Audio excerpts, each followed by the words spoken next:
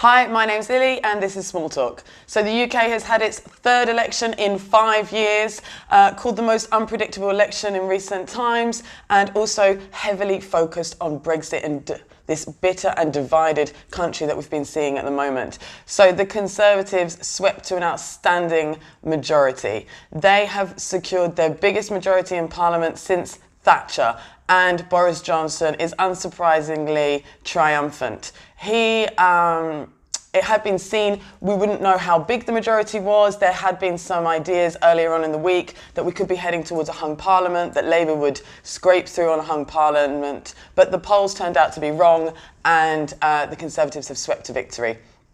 Mr. Johnson has delivered a speech calling for unity, that this is a one nation Conservative Party. So now that he has secured the vote, there does seem to be a move to try to represent the whole country, which his previous government that he was in since the summer had not been trying to do. It was just pushing this very one Brexit line. But now that he's secured victory, it does seem that there seems to be more of a unifying message there. So he won by this very simple, relentless message of get Brexit done.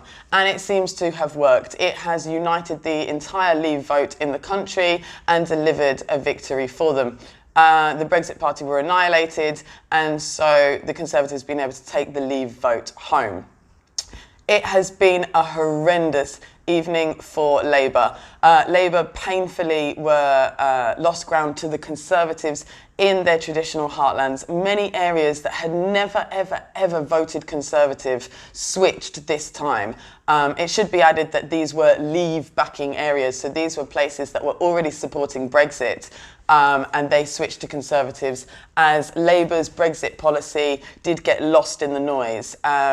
They had been seen as admirable, trying to straddle the divide between Leave and Remain, saying that they would negotiate a deal, deliver a referendum, and essentially try to represent both sides of their party. But they were painfully punished, as the Remain alliance never really formed around Labour. The Remain vote has been split, and their Leave voters crossed over and voted blue for the Conservatives.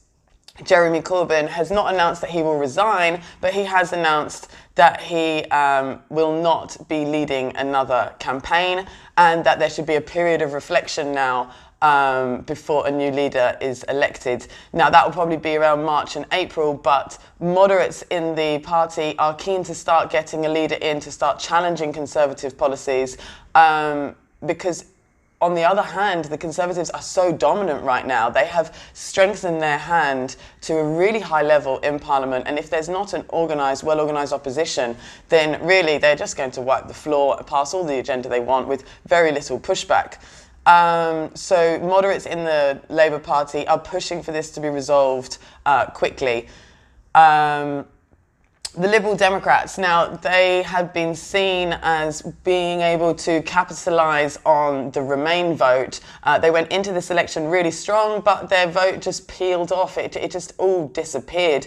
Jo Swinson had been trying to position herself as Prime Minister, as an option for Prime Minister, that it's not just the two main parties, that the Liberal Democrats are a serious contender. Embarrassingly enough, she ended up losing her own seat to the SNP in Scotland. So to go from saying that you can unify the country, you are Prime Minister material, to losing your seat, absolutely humiliating. And it means that the Liberal Democrats have remained a very small political force in this election again, since they lost all of those seats in 2015. Now, the Scottish Nationalist Party are triumphant. They have done really well in Scotland, returning almost to their high point of 2015, returning almost to those lesser levels. Now, you can really say that the SNP, in seats-wise, does control Scotland, and they will have new incentive to try to go for Indy Ref 2, to push for another referendum, to talk about the Scottish independence issue, especially since Scotland is a Remain voting region. Talking about Remain and Brexit, the Brexit Party is talking about how they are to credit for a lot of Labour's losses, that they delivered devastating blows to Labour and Lib Dem areas, and that the Tories got through with their help. I think this really means that it's to save face, because essentially Nigel Farage, another political project, has bombed. Yes, he's very, very good at affecting the agenda in the UK and what's kind of being talked about policy-wise, but he hasn't really got any representation for any of his own political projects. This has happened again with the Brexit Party. It was seen that some deals were being done between the Tories and the Brexit Party. So we will see now if Boris Johnson has any gifts to offer any of its members, especially Farage, who was instrumental in dropping Brexit Party candidates from Conservative Party areas. Now, another very interesting thing to do with Brexit is that this all means that it's happening. So next month, Boris Johnson was given the go-ahead. Essentially, this is what this election means.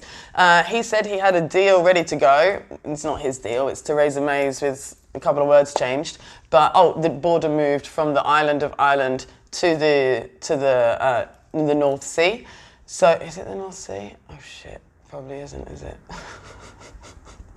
Oh well. To the Irish Sea. Well done, Lily. So he's got this deal ready to go, and this will be voted through Parliament now.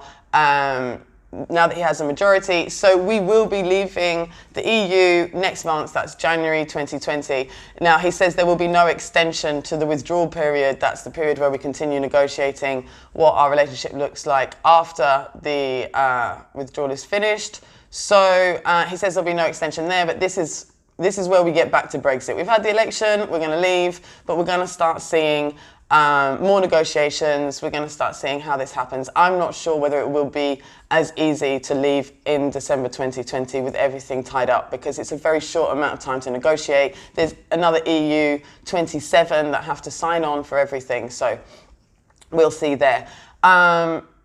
One very interesting point about this election is that we have seen that nationalism features a lot. Now, the Scottish Nationalist Party now controls Scotland seat-wise. The gulf between the UK and England, the gulf between Scotland and England is so huge now that you can really see that their futures are not aligning, and it's going to take some political statesmancraft on the side of Boris Johnson to see how he will manage this emboldened Scottish nationalist force. The other thing is that the Unionists in Northern Ireland suffered. The DUP have been helping the Tory government in the last few years. They suffered heavy losses, and for the first time, nationalists in Northern Ireland outnumber unionists. So that continues that nationalist trend in that region. And then, of course, England itself was returned to the Conservative Party their seats, and this was driven mainly by Brexit, arguably, again, another nationalist issue. One thing about Brexit is that many on the other side, on the Remain side, will point to the fact that the vote share in the UK, so the percentage of votes cast, actually is only 48% for the Brexit supporting parties, and actually the majority of the vote share is for those who would like to remain. Unfortunately, the UK system means that that doesn't actually mean anything, since the Conservatives won their overwhelming majority and they have the liberty to pass their agenda that they have the mandate and been given the mandate for. So, but I'm just saying it because you are going to hear this sort of bandied around a lot from the Remain votes, but these are the main things to take away. Conservative Party have done fantastically. They have got the best result since Thatcher's years. Labour have returned their worst result since those years as well. They're saying that we could have to go back to 1935 to see a worse result. Corbyn is on his way out. Liberal Democrats didn't feature. Nationalism has been a huge issue in this campaign. And for the next 5 years, we are going to see a completely different political geography in the UK. We are also going to keep on seeing the conversation of Brexit. So thanks for joining me on this. I'm sorry I'm a bit all over the place. Definitely stayed up all night watching the election. Have a great day and let me know what your thoughts are. Give us a comment, give us a like, and please, if you like this, we do loads more political analysis videos, and just give us a subscribe. Thanks.